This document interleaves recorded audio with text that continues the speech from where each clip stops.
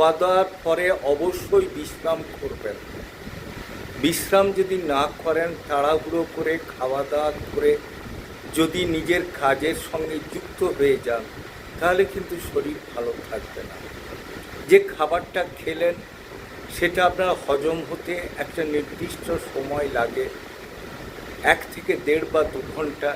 সেই সময়টুকু আপনি যদি না দেন, সেটা তাহলে বদহজম হয়ে যাবে।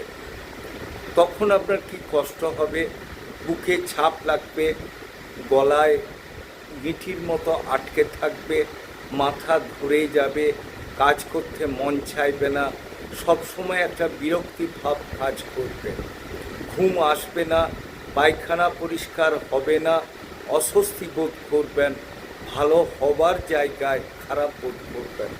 কাজেই খাবার পরে আপনার বিশ্রাম করা একান্তই বাঞ্ছনীয়।